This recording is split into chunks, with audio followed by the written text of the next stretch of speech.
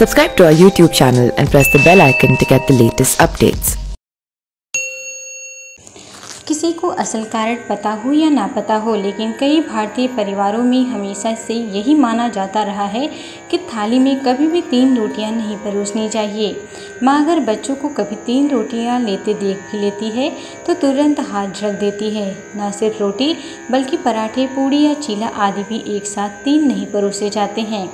भोजन में 3 रोटियां एक साथ न परोसने के पीछे कुछ मान्यताएं जुड़ी हुई हैं, जिनके आधार पर 3 तिगाड़ा जैसी बातें कही जाती हैं। 3 रोटियां न परोसने का कारण संख्या ज्योतिषी में धार्मिक कार्यों में 3 संख्या अच्छी नहीं मानी जाती। वहीं मान्यता अनुसार 3 को पूजा पाठ या आम जीवन में भी दूर रखना चाहिए, जिससे उसका बुरा प्रभाव कम से कम पड़े।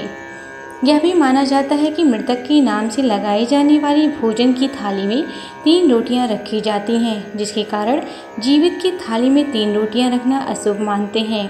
इसीलिए परिवार में लोग एक ही प्लेट में चाहे कितनी ही रोटी या पूड़ी परोसें, लेकिन कभी 3 नहीं परोसते। यह भी माना जाता है कि खाने में 3 रोटी एक साथ इसलिए नहीं खानी चाहिए क्योंकि शरीर के वजन को बराबर और कंट्रोल में रखने के लिए 2 रोटी खाना पर्याप्त है। 1 कटोरी दाल, 50 ग्राम चावल, 2 रोटी और 1 कटोरी सब्जी को सबसे अच्छा माना जाता है। रोटी के अलावा भारतीय परिवारों में और भी खाने से जुड़ी कई बातें कही जाती हैं। यह सभी धार्मिक मान्यताएं हैं जो सालों से अलग अलग कारणों से मानी जाती रही हैं।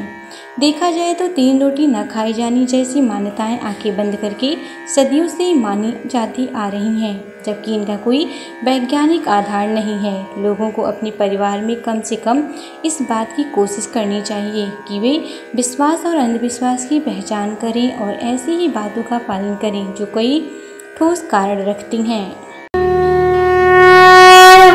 Subscribe to our YouTube channel and press the bell icon to get the latest updates.